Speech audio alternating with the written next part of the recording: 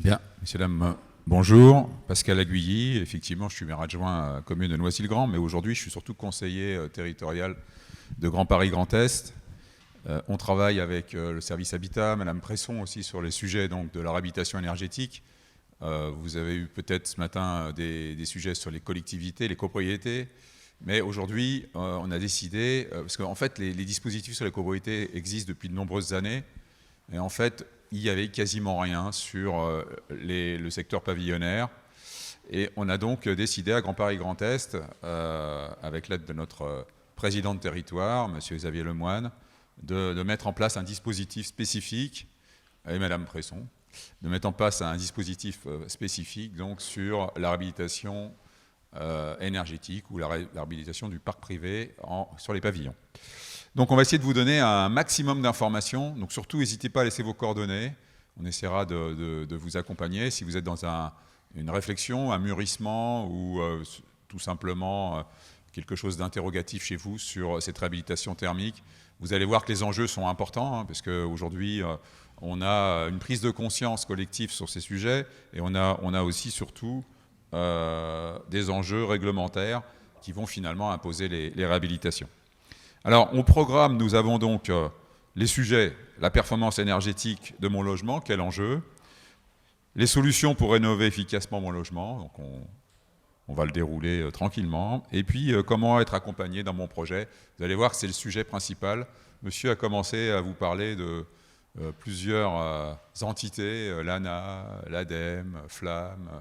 Vous allez voir que c'est le parcours du combattant. Donc nous, on est plutôt là pour essayer de vous donner les bons outils, les bonnes informations, et surtout vous accompagner avec ce qu'on a appelé un tiers confiance à travers l'organisme de Grand Paris Grand Est, et pourquoi pas des villes, bien évidemment, qui sont adhérentes, les 14 communes de Grand Paris Grand Est.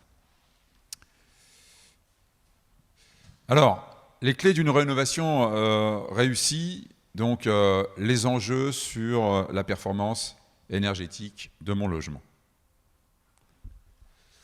Alors, on a effectivement, comme je vous disais tout à l'heure, plusieurs problématiques. On a la problématique du prix de l'énergie, donc qui s'est vraiment surmultiplié ces dernières années, enfin tout récemment même. Et on a donc une hausse en 2022 de presque 30% du prix de l'énergie. Et donc pour les ménages, il y a eu un dispositif gouvernemental qui a permis de mettre en place un bouclier tarifaire. Mais on a globalement une forte inflation sur ces problématiques de l'énergie. Alors, ça impacte bien sûr toutes les couches de population. Ça a créé de réelles précarités énergétiques pour les ménages les plus modestes. Et d'ailleurs, on a aussi là un dispositif qui se mettra en place pour les accompagner, car là aussi, c'est vraiment compliqué. On a 12 millions de personnes en situation de précarité énergétique, donc je viens d'en parler. Phénomène marqué sur l'Est parisien. On a un très gros parc pavillonnaire sur notre territoire. On n'en a pas toujours l'impression, mais toutes les villes du territoire sont concernées par ce grand parc pavillonnaire. Et on a bien évidemment des pavillons qui sont plus ou moins récents et donc plus ou moins économes. Et puis on a donc 5,2 millions de passoires énergétiques. Alors les passoires énergétiques, c'est les logements ou les bâtiments classés F ou G. Vous savez, on va vous le repasser en vue, on a une étiquette énergétique, et donc les étiquettes F et G sont assimilées comme des passoires énergétiques, avec de réels enjeux de les réhabiliter le plus rapidement possible. On verra tout à l'heure les dates et les échéances de réhabilitation. On a donc des ménages aujourd'hui qui sont en incapacité de se chauffer ou de payer leurs factures. Et puis donc on a ces augmentations du prix de l'électricité qui continuent, 15% en janvier 2023, du gaz aussi, et toutes les actions qui ont été faites sur le tarif réglementé.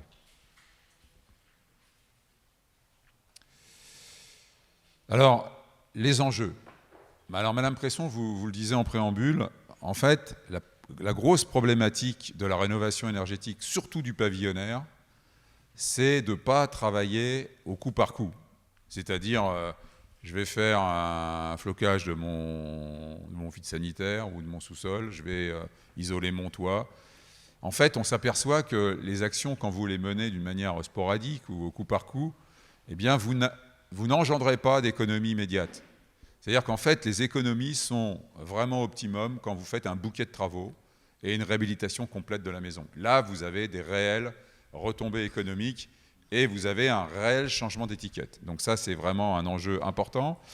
On vous rappelle qu'on a une obligation pour tous les logements d'atteindre un niveau BBC. Alors un niveau BBC en Ile-de-France, c'est la catégorie B, c'est limite CB. Donc d'ici 2050, donc c'est des enjeux très importants. On a l'interdiction de chauffage au fioul à partir de 2022. Alors quelle énergie à la place du fioul? On a donc, on l'a dit tout à l'heure, l'éradication des passoires énergétiques d'ici 2028. On verra les enjeux sur les G+, les G, les F et les E. Et puis on a un vrai sujet, c'est de sortir les millions de ménages qui sont en précarité énergétique, donc 5,6 millions de ménages en France. Donc les enjeux et les obligations, on va dire, réglementaires. On a, pour les bâtiments qui sont en catégorie G+, jusqu'à F, donc F et G, on a un audit énergétique obligatoire pour la vente des passoires énergétiques. Alors ça concerne bien évidemment le secteur pavillonnaire. Donc l'échéance était avril 2023. On a le gel des loyers qui a été mis en place pour les propriétaires bailleurs sur les passoires énergétiques, donc en fait plus d'augmentation. On a l'interdiction de louer, ce qui est encore un peu plus lourd, sur les logements de catégorie G+, donc suite à un audit énergétique obligatoire pour la vente et en 2025. On a l'interdiction de louer en 2028 pour les catégories F et en 2034 pour les catégories E, enfin pour les étiquettes énergétiques E. Donc vous voyez, les enjeux sont importants et on essaye, enfin aujourd'hui l'État essaye de faire prendre conscience aux familles, aux propriétaires, aux locataires des enjeux sur ces problématiques. On a, comme vous le savez, on n'est absolument pas indépendant dans l'énergie. C'est aussi un enjeu économique très important pour notre pays. Et voilà, les objectifs, c'est de réhabiliter ce patrimoine. Le bâtiment en France consomme plus de 17% de l'énergie totale. Donc c'est vraiment un enjeu prépondérant et prioritaire. Je vais laisser la parole à l'ALEC sur les sujets suivants. Alors là, on va détailler, ça va être un petit peu plus long, on va détailler les solutions. Alors là, vous avez une moyenne, c'est vraiment une moyenne, parce qu'après, il y a plein de cas particuliers où on ne va pas retrouver du tout ces chiffres-là, ces possibilités non plus. Mais voilà, cette source est d'une étude ADEME qui montrait les principaux, si vous voulez, postes prioritaires en travaux.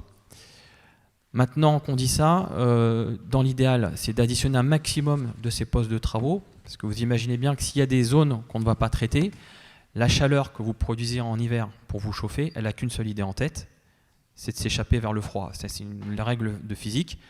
Il y a une tendance toujours à équilibrer les températures.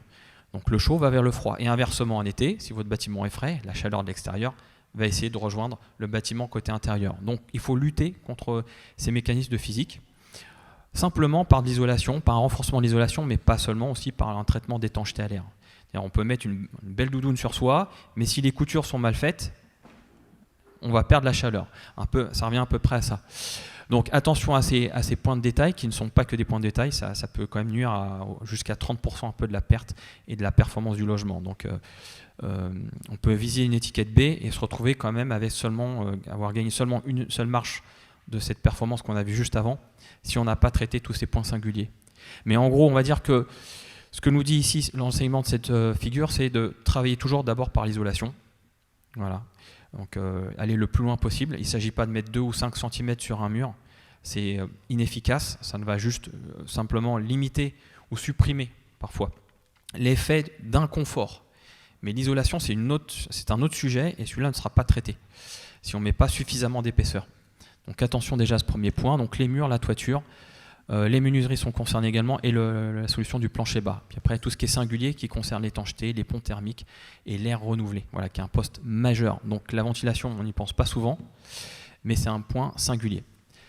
Cette diapo, elle vous dit voilà, comment dans l'idéal il faudrait fonctionner, c'est intégrer tous ces postes en une fois et y ajouter le traitement des ponts thermiques, l'étanchéité à l'air et tout ce qui est phénomène de migration de vapeur d'eau. C'est-à-dire que la maison, c'est un lieu d'activité, on y mange, on y dîne, on y respire, on y vit, on a des enfants qui gambadent et les enfants produisent énormément de vapeur d'eau, mais pas seulement les enfants bien sûr, mais en tout cas toute cette énergie, elle va vouloir traverser vos murs avec l'humidité qu'elle contient. Et donc il faut essayer aussi d'avoir une réponse technique à cette migration de la vapeur d'eau pour éviter de développer des pathologies, des dégradations du bâtiment, mais aussi de votre santé. Alors la conception, c'est un point de départ. Donc c'est-à-dire bien prendre le temps de réfléchir. Il ne faut pas se précipiter, il ne faut pas signer des devis tout de suite, après un démarchage notamment. Il faut prendre le temps de s'acculturer au sujet. Quand j'ai démarré ce métier, il fallait vraiment aller la chercher, la littérature sur le sujet. Elle était souvent en allemand, il fallait être donc germanophone de préférence. Mais aujourd'hui, il y a une pléthore d'informations. On en a trop. On en a beaucoup trop, c'est difficile de faire le tri. Alors vous passez par nos services, on peut vous aider à faire ce tri. Et pour la conception, il faut bien vous entourer, si vous êtes sur un projet très ambitieux, d'une maîtrise d'œuvre. C'est vraiment important. Donc là, il faut passer par des bureaux d'études thermiques, par des personnes qui ont été formées en génie civil ou même des architectes s'ils ont un double cursus à la fois technique et aussi sur l'architecture.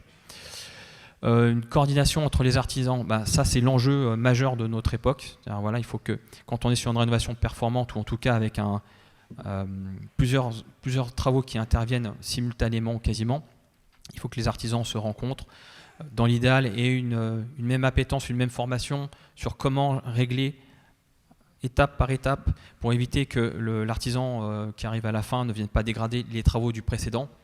Par exemple, vous faites une ventilation et une isolation.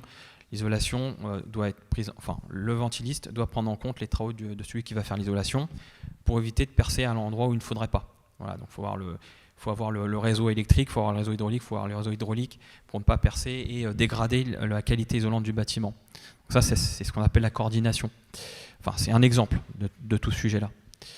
L'exécution, c'est contrôlé pendant le chantier, d'où l'importance de la maîtrise d'œuvre. Voilà, quelqu'un qui vous assiste un petit peu, qui vienne contrôler que tout se passe bien par rapport au cahier des charges prévu.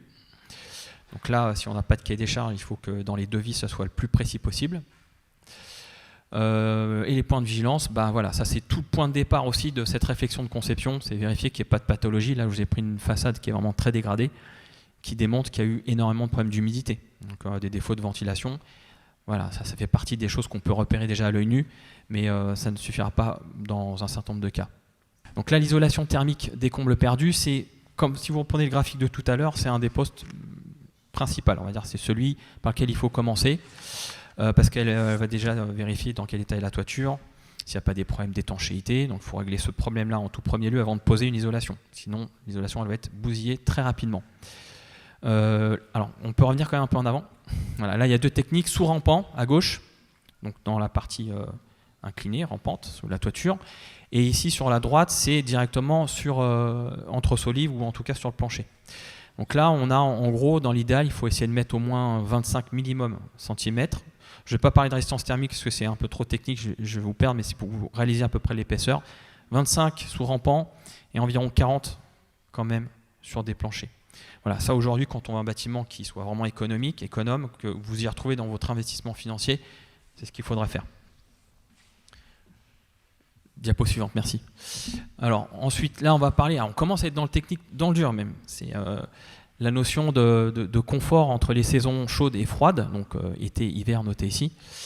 On va parler de déphasage thermique, donc c'est la notion que vous avez à droite, donc on va en parler de plus en plus, de l'inconfort d'été, de la surchauffe de certains bâtiments, pas tous, il y a des bâtiments anciens qui ont beaucoup d'inertie, qui sont déjà avec des atouts, donc il faut juste s'assurer de ne pas dégrader ces atouts, avec des solutions d'isolation et d'amélioration ou de correction en tout cas qui soient adaptées. Donc dans l'idéal, en Ile-de-France, ce qu'il faut viser, c'est un déphasage d'au moins 10 heures. Voilà, donc ça correspond à une certaine épaisseur. C'est pour ça que je vous disais tout à l'heure 2 ou 5 cm. Pour le confort d'été, ça ne sert strictement à rien. Si vous voulez mettre quelque chose d'intéressant pour des murs, c'est minimum 12-15 cm. Pour une toiture, c'est au moins 30-35 cm pour atteindre un déphasage de 10 heures. Et encore, c'est à nuancer. Il y a des produits isolants qui atteignent facilement avec 25 cm les 10 heures de déphasage, et il y en a d'autres pour lesquels il faudra mettre jusqu'à 80 cm. Voilà, donc il y a un choix déjà qui s'établit par rapport à cette notion de confort d'été. On fait déjà un premier tri. Il y en a qui sont éliminés, il y en a qui continuent la course. Sur la résistance, par contre, hiver, ils sont tous équivalents. Si l'enjeu, c'est vraiment j'ai froid et je n'ai que froid, j'ai pas de problème avec la surchauffe estivale, on regarde que la notion de résistance thermique. Et là, l'épaisseur, elle est quasiment équivalente pour presque tous les produits. Ça se joue à peu de choses. Si vous faites, l'enjeu, il est si vous faites une isolation par l'intérieur parce qu'il y a des contraintes urbanistiques ou que le PLUI est vraiment bloquant ou que l'architecte des bâtiments de France vous dit non, non, non. Bon, voilà, vous êtes contraint un petit peu par cette notion d'épaisseur sur l'intérieur. Et là, on va regarder ensemble qu'est-ce qu'il faudrait pour gagner 3 à 5 cm. Bon, là, il y a toutes les différentes techniques. Je ne vais pas détailler ça. Ça, c'est vraiment un métier d'artisan, mais on pourra en reparler lors d'un conseil plus particulier. Voilà, donc on isole par l'intérieur. Il y a différentes techniques, soit avec des chevilles, soit en cale, soit, enfin, voilà, il y a du mortier aussi. Il y a plusieurs techniques possibles. Est-ce que vous voulez mettre aussi une finition ? Donc un bardage. Alors je sais que c'est beaucoup à la mode, qu'on aime beaucoup ça dans certains endroits. Il faut juste savoir que ça double la facture. Hein. C'est très cher les finitions en bardage bois. C'est pas inutile du tout, hein. C'est pas ce que je suis en train de dire. Ça a une utilité, mais c'est des frais très conséquents. Donc il vaut peut-être mieux prendre cette somme sur d'autres travaux d'économie d'énergie.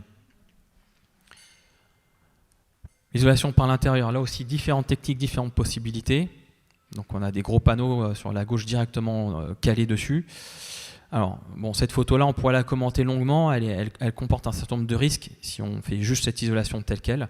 Ça semble facile à poser comme un Lego, mais en fait, il y a énormément de pièges.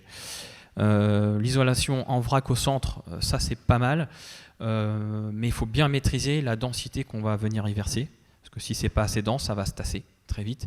Et j'ai plusieurs retours d'expérience où on a jusqu'à 20-25 cm au bout de quelques années, où l'isolant s'est tassé en haut. Donc on a des vrais ponts thermiques. Quand on regarde avec une caméra, on a une zone qui est de perte très importante tout en haut, parce que l'isolant est trop léger et se tasse. On est passé directement à un mixte. Oui, ça aussi c'est une autre possibilité quand il y a des contraintes architecturales ou techniques. Donc on peut très bien faire du mixte intérieur-extérieur. La particularité, si vous passez par mon conseil, c'est donc de viser l'étiquette A ou B. C'est de venir faire des retours comme vous voyez dans les angles. On ne s'arrête pas juste à l'angle. On continue encore par le rebord sur quelques dizaines de centimètres supplémentaires pour supprimer ce qu'on appelait les ponts thermiques. Enfin en tout cas pour les amoindrir. La ventilation, plein de techniques possibles, ça c'est la plus simple. C'est la ventilation mécanique répartie. C'est quand on a vraiment des difficultés ou pas envie de faire circuler des canalisations, de venir faire des percées, des saignées dans les murs partout, qu'on ne sait pas où passe l'électricité. Bon, là on prend des risques en faisant des saignées. Donc la VMR c'est vraiment le système le plus simple qui existe. On extrait sur une bouche et après ce sont les fenêtres qui amènent l'air non vicié. Ou alors des bouches qui ont été déjà faites par le passé, mais c'est pas du tout dans ce scénario-là, c'est pas du tout la scénario la plus pertinente. Il y a beaucoup encore de pertes au niveau des échanges d'air. La simple flux réglable, on commence à avoir quelque chose de plus complexe. On a une grosse pieuvre, entre guillemets, qui est souvent mise dans les combles perdus, parce que c'est là que c'est plus pratique. Ça ne vous fait pas perdre de place. Sinon, il faudrait trouver une espèce de grand placard dans la maison pour pouvoir la disposer. Donc là, on a des bouches directement. Donc là, on est obligé de faire par contre quand même des faux plafonds, des saignées dans les murs. C'est des travaux beaucoup plus conséquents, avec beaucoup de poussière, avec des nuisances. Quand on habite le logement, je vous dis tout de suite, il va y avoir énormément de poussière. On va essayer de prévoir un plan B, ou en tout cas une façon d'occuper le logement pendant ces travaux-là. Là, quand on parle de ce type d'isolation, de ventilation, on commence déjà sur quelque chose qui vise la performance. Voilà, si c'est bien exécuté, assez complet, on peut être sur quelque chose déjà qui donne d'importantes réductions, pas seulement un air de meilleure qualité, mais surtout des économies d'énergie. La double flux, ça ne concerne qu'un certain nombre de situations où on est vraiment sur une isolation qui a été faite de façon complète et vraiment performante. Là, on vient contribuer aussi avec une ventilation très, très performante, qui préchauffe l'air en fait. L'air extérieur arrive, imaginons en hiver à, je sais pas, -5. Ça passe par cette canalisation, par un échangeur à plaquettes. donc où l'air chaud vient rencontrer l'air froid de l'extérieur. Il y a un échange qui se fait, un transfert de calories, et l'air intérieur est du coup préchauffé. Il rentre à 12-13 degrés, et le delta, enfin la différence qui existe entre cet air préchauffé qui rentre et ce qu'il vous faut comme besoin, c'est-à-dire 19-20 degrés minimum, est produit par le chauffage. Donc ça vous fait beaucoup moins d'air à chauffer que s'il rentrait par exemple à 5 degrés quand vous ouvrez les fenêtres en grand et que là on refroidit le bâtiment très vite. Voilà. Alors sachez juste par rapport à la double flux quand même, qu'on sait faire depuis plusieurs décennies dans d'autres pays européens des bâtiments sans chauffage, avec un climat continental, c'est-à-dire beaucoup plus froid qu'ici. On sait faire des bâtiments chauffés exclusivement entre guillemets avec de la double flux. Voilà, ça existe, que ce soit des logements individuels ou des copropriétés de plusieurs dizaines d'étages. Changement des menuiseries, soit en dépose totale, c'est vraiment la panacée pour le coup, c'est-à-dire on retire tout, y compris le dormant ancien, et on vient mettre une fenêtre en neuf, voilà, avec différents points de vigilance pour qu'on garantisse l'étanchéité à l'air, la parfaite étanchéité à l'eau aussi. Et je vous déconseille la pose en rénovation, c'est-à-dire en conservant le cadre d'origine. Parce que là, on a toujours des petits points de déperdition qui peuvent être plus ou moins importants. Ça ne sert à rien dans ce cas-là. Je suis presque arrivé à vous dire que ça ne sert presque à rien de changer une fenêtre, sauf s'il y a vraiment des problèmes acoustiques, dans ces situations-là, parce qu'on n'est pas forcément toujours au rendez-vous de la performance. Moi, j'ai régulièrement passé avec une caméra thermique et je vois énormément de points de défaut d'étanchéité à l'air. Donc on a de l'air froid qui rentre directement entre la nouvelle fenêtre et le dormant ancien, parce qu'on n'a pas très bien traité cette zone-là.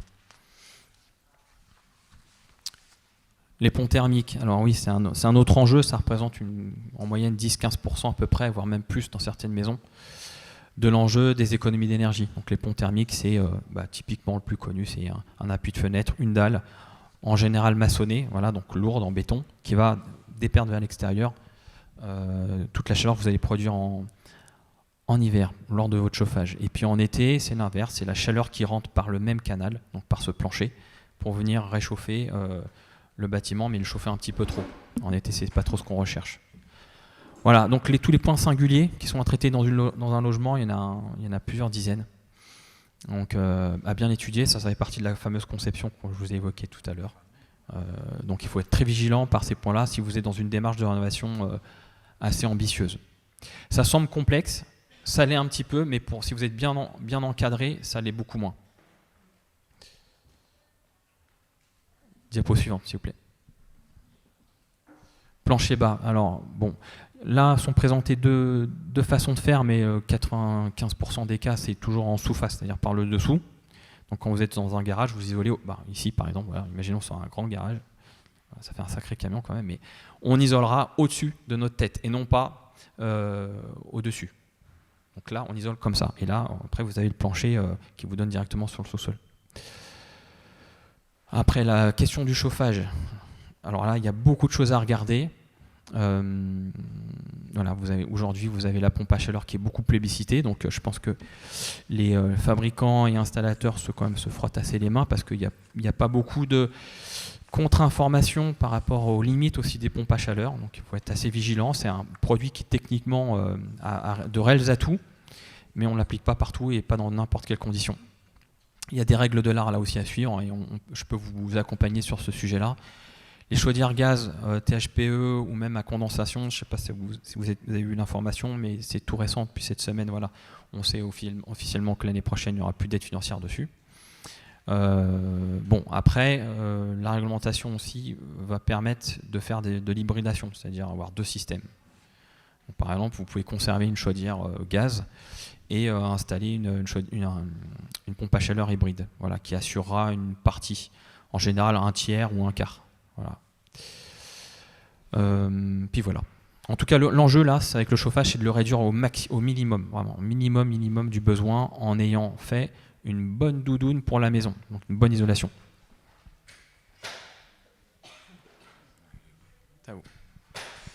Oui, alors j'ai vu qu'il y avait des questions tout à l'heure. Vous inquiétez pas, on va répondre à toutes les questions plutôt en fin de séance, parce que on va essayer de dérouler notre programme.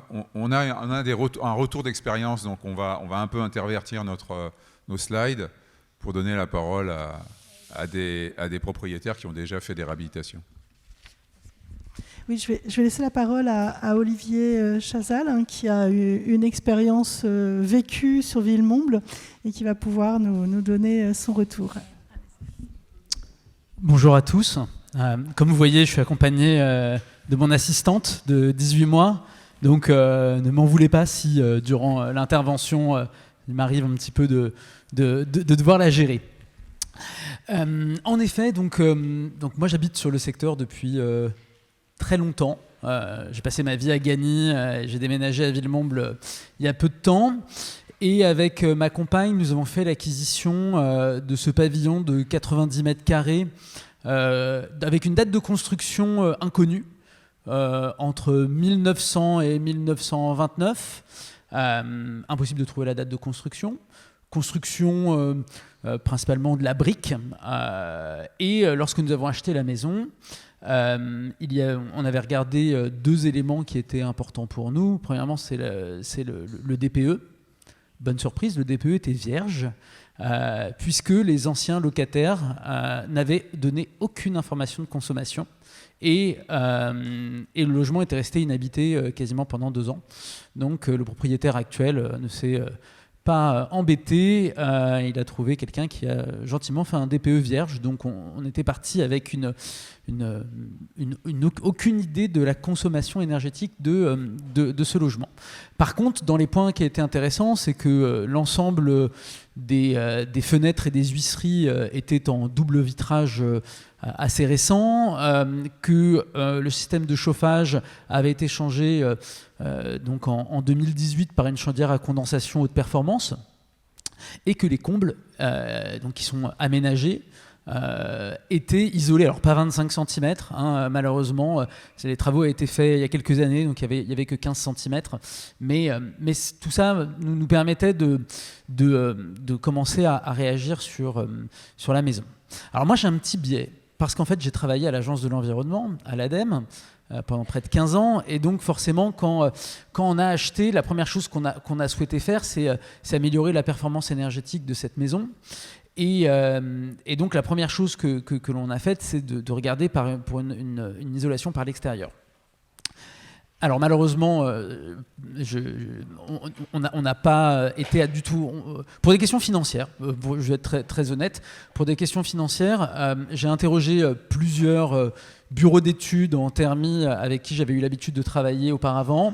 Et donc en fait, à chaque fois, les budgets étaient extrêmement importants. On dépassait les 30 000 € pour un accompagnement et une isolation par l'extérieur de la maison. Et même parfois, on nous recommandait même de défaire ce qui avait été fait il y a une dizaine d'années pour tout refaire.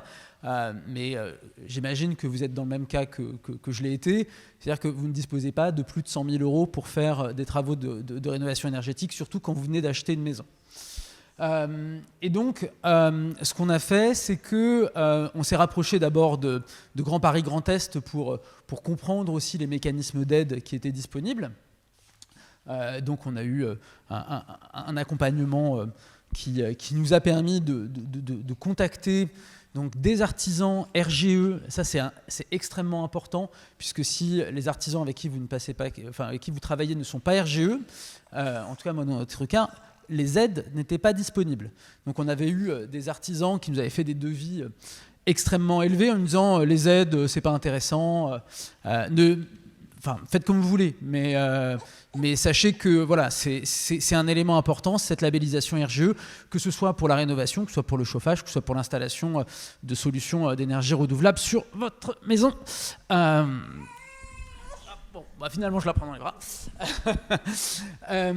Et donc, on a consulté, nous, trois sociétés prestataires de services en isolation par l'extérieur qui nous ont fait des devis à peu près dans le même ordre de grandeur. Donc, c'est-à-dire entre 20 et 22 000 €.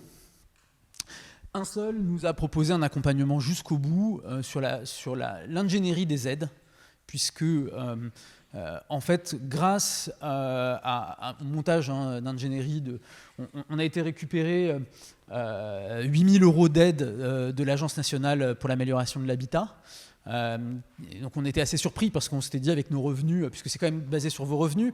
Donc si vous êtes propriétaire, si vous travaillez avec, voilà, vous avez des revenus qui fait que vous payez un certain nombre d'impôts, c'est proportionnel. Donc, et donc forcément on a été ravis de voir qu'on a pu récupérer un grand nombre d'aides. Et donc cette intervention, elle est arrivée au bout d'1 an de vie dans la maison. La première année, en gaz, on a payé un peu plus de 2 700 €, en sachant que nous avions pris un fournisseur de gaz alternatif. Nous ne sommes pas passés par un fournisseur de gaz classique. C'était du biogaz français, avec garantie d'origine, puisqu'on avait une volonté d'être dans une démarche globale autour d'une vie un peu avec des engagements bas carbone, et une facture d'électricité d'à peu près de 370 €, donc qui était la première année. Donc nous avons mené à bien les travaux. Le chantier a été très rapide puisqu'on a fait une isolation par l'extérieur avec du polystyrène. Donc on a rajouté 12 cm de polystyrène sur la maison. Ça a permis de traiter les ponts thermiques. Ça a permis surtout d'isoler une maison dont les murs n'étaient pas du tout isolés. On avait de la brique, du crépi et l'extérieur. Donc ça permettait de vraiment traiter les éléments. Et pour réaliser cette slide, j'ai été chercher la facture de gaz de cette année. Et vous voyez la différence. Donc on est passé de 2700 à 1200 €. Et l'électricité a augmenté un petit peu, mais c'est principalement lié à l'augmentation du prix de l'électricité. Quand on regarde notre consommation est assez faible. Ce sont les prix des abonnements et du transport qui font aussi augmenter la facture. Donc pour vous dire, nous aujourd'hui on est très contents d'avoir fait cette démarche. Le seul bémol, c'est le suivi du chantier. Les artisans qui ont travaillé dessus ont travaillé de manière extrêmement sale. Nous avons récupéré notre maison avec du polystyrène dans tout notre jardin, sachant que c'est quand même pas un matériau extrêmement bon pour l'environnement, qui ne se dégrade pas, qui ne se recycle quasiment pas. Donc ça fait partie du point qu'on s'est dit, voilà, demain quand on va vendre notre maison, ça fait partie aussi des points importants. Mais tout simplement, passer par des matériaux naturels, notre budget est éclaté. Donc on a utilisé cette solution, ce qui nous a permis de garder de l'espace intérieur, de réduire nos consommations d'énergie et d'être dans une démarche aujourd'hui où on est très content de cette rénovation. Voilà pour mon expérience. Merci beaucoup. Merci beaucoup. Et comme vous l'avez remarqué, on a fait un petit peu un bilan des actions à mener sur la réhabilitation. Monsieur vous a expliqué ses péripéties, si je puis dire, parce que c'est pas si simple.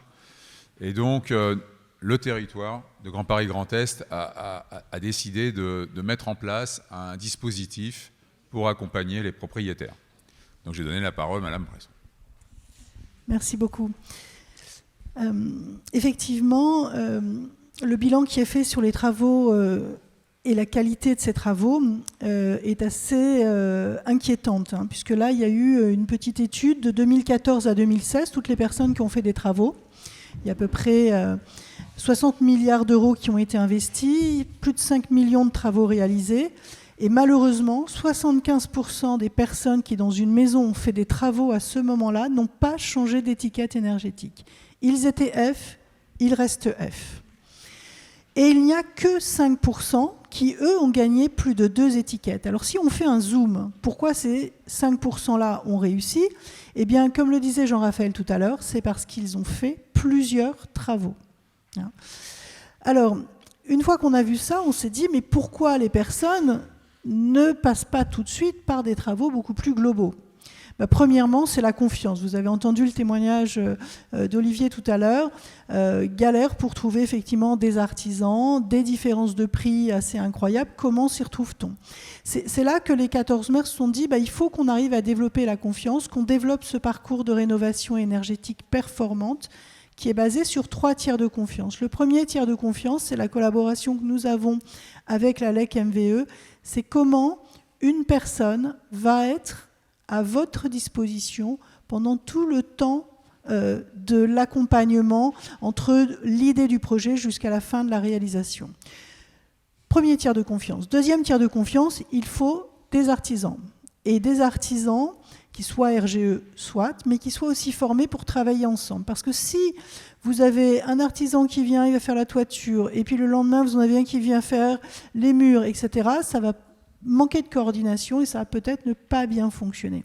Donc, au niveau de Grand Paris Grand Est, ce que nous avons fait avec notre partenaire Dorémy, c'est de constituer des équipes d'artisans. C'est faire se rencontrer les artisans, les former ensemble, non pas sur leur métier, mais sur le fait de travailler en équipe. Ce qui veut dire qu'au moment où vous avez besoin de devis, vous avez une équipe qui arrive.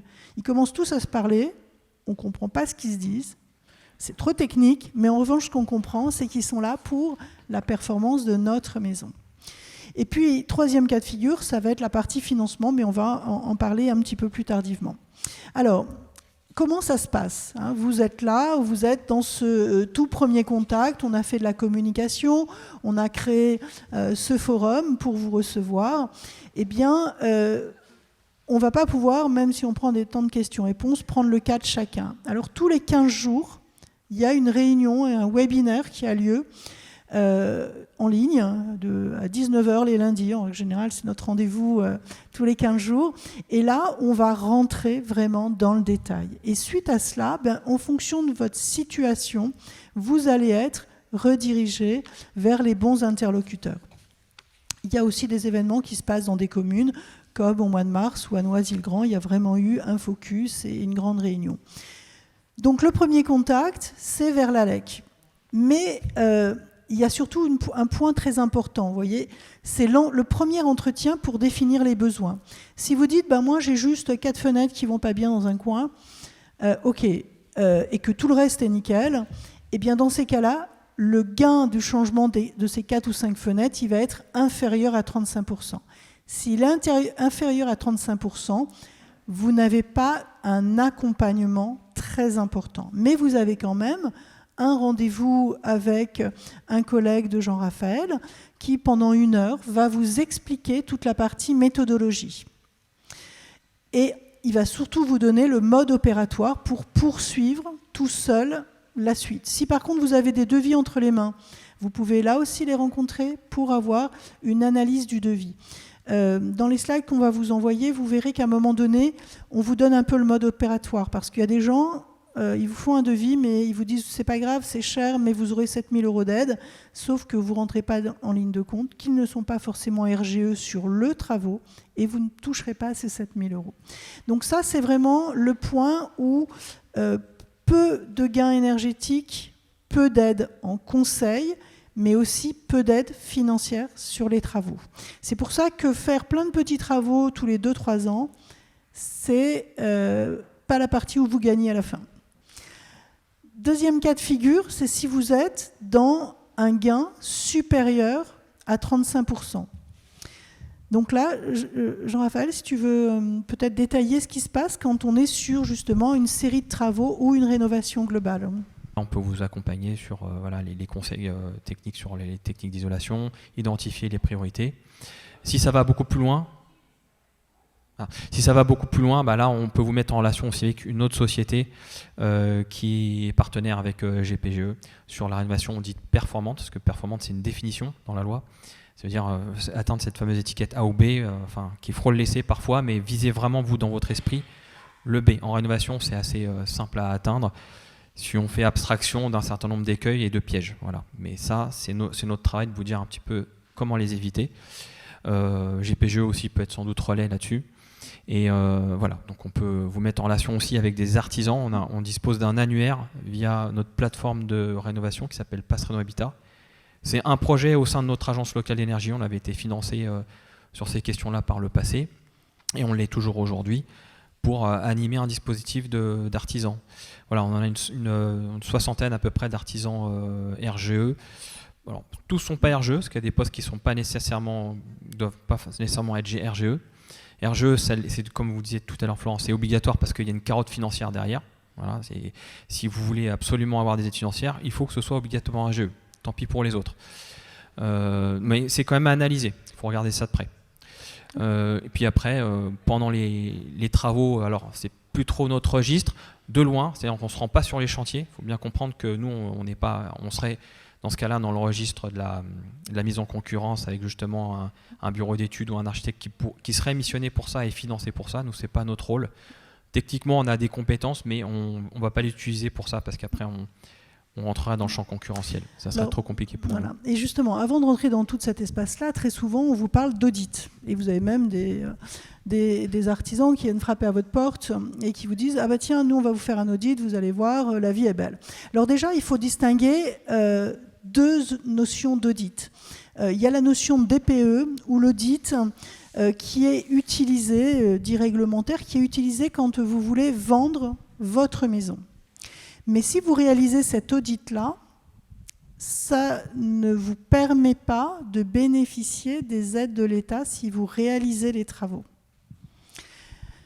Ça sera un audit dit RGE, ou qui s'appelle des fois l'audit incitatif, qui lui, c'est vraiment le pass qui vous permet de bénéficier des aides de l'État et qui vous permet d'avoir un document officiel pour pouvoir le faire. Alors sur l'audit, justement, vous voyez, tout s'appelle audit, il y a 4 mots, il y en a 2 qui veulent dire la même chose, 2 qui veulent dire autre chose, c'est un peu compliqué pour s'y retrouver. C'est là où, que ce soit nous au niveau de Grand Paris Grand Est, que ce soit au niveau de la LEC MVE, on est vraiment vos interlocuteurs pour vous aider à y voir plus clair. Et après, autour de cela, vous avez plein de gens qui vous disent « Non, mais c'est pas grave, on va vous faire un audit, tout est gratuit. Mais attention, hein, on vous le donnera que si vous nous payez ou si vous faites les travaux chez nous. » Bon, il faut se dire qu'on ne peut pas être juge et arbitre, hein, donc il faut être un peu vigilant.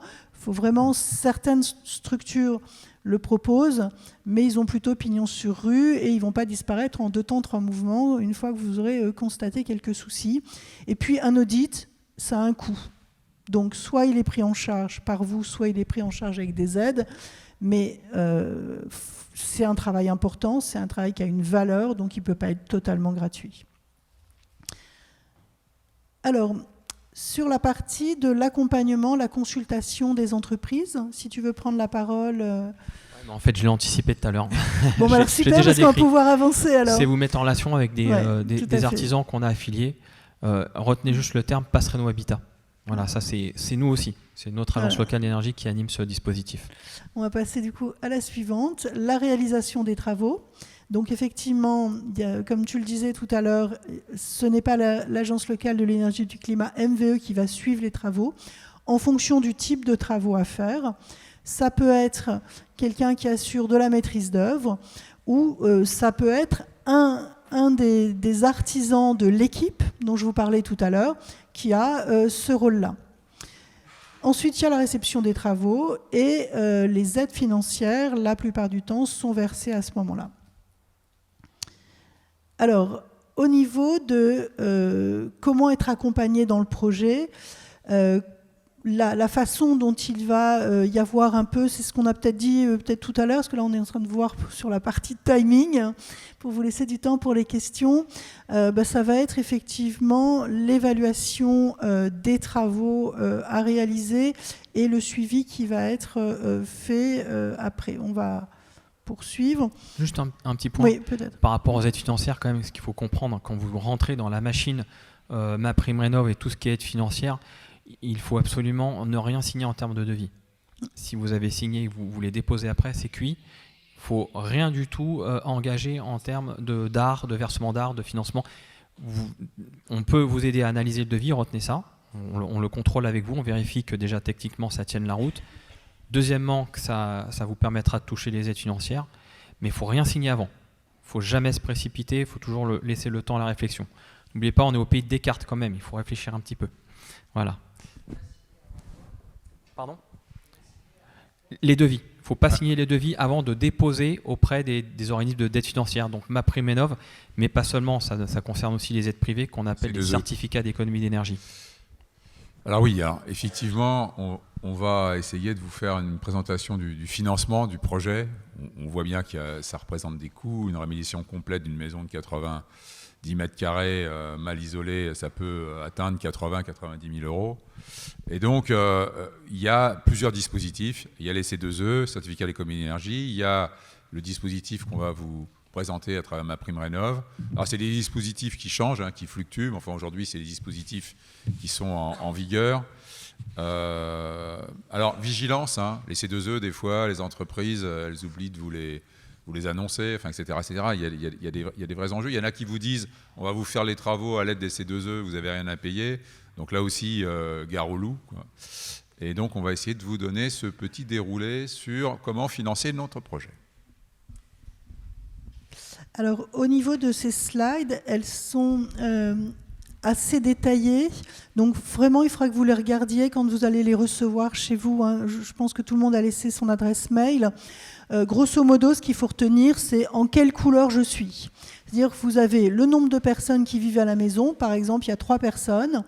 Si vous avez le revenu de référence qui est sur votre feuille d'impôt, s'il est inférieur à 39 000 euros, vous êtes bleu. S'il est inférieur à 48 000 euros, vous êtes jaune. S'il est inférieur à 67 000 euros, vous êtes violet et sinon vous êtes rose. Ça, c'est important que vous sachiez quelle est votre couleur. Et par exemple, quand on a des réunions ensemble les lundis après-midi, comme je vous ai expliqué, c'est très important que grâce à ce petit tableau-là, vous puissiez dire moi je suis jaune, moi je suis bleu, parce que le dispatching, vous envoyez vers la personne adéquate, se fait aussi par là. Et ça veut dire qu'en fonction de ces paliers-là, vous avez plus ou moins d'aides. Aujourd'hui, avec les aides qui existent aujourd'hui, si je suis dans un audit, plus 90 mètres carrés d'isolation extérieure, une sortie de passoire, c'est-à-dire je sors du F, du G, et je suis dans les B, plus une nouvelle pompe à chaleur, bien, il peut y avoir une aide de quasiment 14 000 euros ou 500 euros. Donc c'est un exemple, on ne va pas rentrer dans le détail. La slide suivante, ça vous donne aussi ce qu'on appelle les C2E avec des aides qui peuvent aller autour de 9 600 euros qui sont cumulables avec les premiers. Ça veut dire que vous pouvez avoir les 13 000 et quelques qu'on avait vus, plus les 11 200. Toutes ces aides-là, elles sont garanties jusqu'à fin 2023, jusqu'au 31 décembre. Si vous signez aujourd'hui, vous bénéficierez de ces aides, même si votre chantier se termine en mars ou en avril. D'accord ? En revanche, si vous signez au 1er janvier 2024, vous serez dans le processus des aides associées au 1er janvier 2024, qui sont plus ou moins connues. Je pense que ce n'est pas encore complètement arrêté, c'est quelque chose qui peut peut-être encore un peu bouger.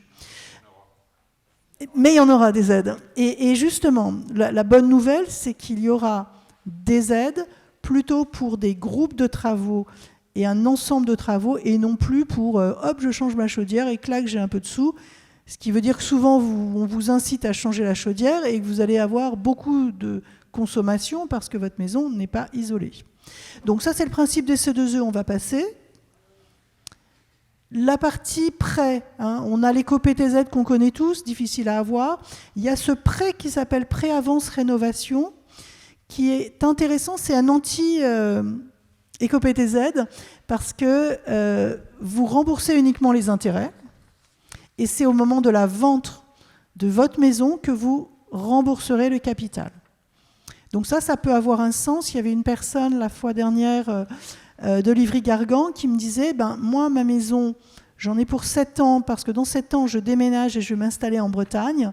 Eh bien ça, c'est intéressant pour lui parce qu'il a des factures énergétiques qui sont divisées par 3, donc il retrouve un peu de quoi vivre. Et finalement, c'est au moment de la vente, il vendra plus vite et mieux une maison qui est très bien isolée. La slide suivante... c'était le témoignage d'Olivier Chazal. Alors, on a d'autres retours d'expérience. Je ne sais pas si on a le temps de les prendre. parce que si on veut quand même... On devait terminer à 12h30, il est 37. Je vais te frustrer un peu. 2 minutes. 2 minutes. Alors sur la suivante. Parce qu'en fait, plutôt que de longs discours, s'il y a une chose à retenir de 7h30 de conférence, c'est peut-être une distinction entre les deux diapos qui sont là, donc celle-là et la suivante. En vert ici, en haut à droite, vous avez le gain énergétique, calculé, donc non mesuré, contrairement au retour d'expérience de monsieur tout à l'heure, qui était avec sa petite fille. Là, il y a beaucoup de précautions à prendre sur son retour, notamment sur, est-ce qu'on a mis un thermostat d'ambiance, est-ce qu'eux-mêmes ont diminué d'1, 2, 3 degrés la température. Tout ça, ça n'a pas été évoqué, mais ça peut influencer sur le résultat. Là, c'est vraiment à constante, c'est-à-dire même niveau de performance, enfin même niveau de chauffage au début comme à la fin. On a aussi intégré dedans ce qu'on appelle les fameux DJU, c'est-à-dire est-ce qu'on est sur une année où il fait particulièrement bon et on a chauffé 1 mois, 2 mois, 3 mois de moins. C'était peut-être le résultat des chiffres de la présentation juste avant, que je ne connais pas dans le détail, hein. Je ne l'ai pas traité, ce n'est pas quelqu'un qu'on a accompagné. Et les deux qui sont là où on a vraiment un retour vraiment très précis avec des calculs un peu plus poussés, je pense. Donc là, on est sur typiquement ce que j'évoquais tout à l'heure, aller le plus loin possible, c'est-à-dire mettre un maximum de travaux. En fait, là, ils y sont tous. On a tout fait. Et ce qu'on peut attendre, c'est être autour de 70 avec un point de départ de plus de 400 kWh par mètre carré par an. Donc, quand on arrive à ce degré-là, ça demande quand même effectivement tout ce j'ai évoqué tout à l'heure et les points de vigilance que j'évoquais, la coordination, quelqu'un qui contrôle pendant le chantier et à la fin. Et puis là, vous voyez, on a absolument tout fait. Alors, on ne s'est pas limité non plus à la carotte financière MaPrimeRénov', c'est-à-dire on allait beaucoup plus loin en termes de résistance thermique sur l'isolation des murs. Vous voyez, la toiture sous rampant, on a mis une résistance de 8. Là où l'État vous dit qu'il faut mettre 6, voire 7 dans un certain nombre de cas, là on va un petit peu plus loin quand même. Le surcoût est vraiment mineur, c'est quelques cacahuètes en plus, et ça vaut le coup d'aller un petit peu plus loin. L'autre particularité de ce projet, c'est qu'on a aussi installé un système d'énergie renouvelable avec un chauffe-eau solaire. Voilà. Oui. Alors le budget global, c'est 95 000. Je pourrais aussi vous faire d'autres retours d'expérience où je suis à 91 000 € pour à peu près le même poste de travaux en retirant le chauffe-eau solaire dans une isolation standard et où on végète entre le E et le D après travaux pour le même point de départ. Non, là, c'est vraiment l'apport personnel non déduit des aides financières. Voilà. Après, il y a le calcul MaPrimeRénov', c'est 2 à venir faire intervenir. Et donc là, c'est un autre retour d'expérience qui est utile à comparer avec le précédent. C'est-à-dire que là, on a fait quand même quelques travaux, mais vous voyez, le gain est très faible. Enfin, pour moi, 37%, c'est vraiment très faible par rapport aux 30 000 € initiaux quand même qui sont à débloquer. Donc attention, voilà, essayez toujours d'engager un maximum de travaux, certes, mais bien coordonnés, bien pilotés, avec l'accompagnement qualitatif, c'est-à-dire le traitement des points de vigilance à chaque fois pour que vous y retrouvez dans votre investissement. Voilà. Alors, c'est à regarder par rapport à plein de facteurs. Et sur le temps, moi, j'ai pas de boule de cristal qui permet de dire, voilà, est-ce qu'on aura à nouveau un conflit qui va faire augmenter les coûts? Est-ce qu'on va avoir un souci aussi sur le calcul de l'inflation qui va aussi générer des augmentations sur le coût des matériaux, sur plein de choses? C'est des mécanismes qui nous dépassent tous, en général, à moins de suivre l'actualité économique, mais pas seulement, et géopolitique. Mais en tout cas, voilà, c'est un peu compliqué d'entrer dans ce détail-là. Ce qu'on peut voir dans les slides, c'est qu'il y a d'autres slides avec des retours d'expérience sur des rénovations complètes de ce type-là. Les personnes passent de 3 000 et quelques à plus de 3 000 € à moins de 1 000 €, hein, moins 800 € par exemple.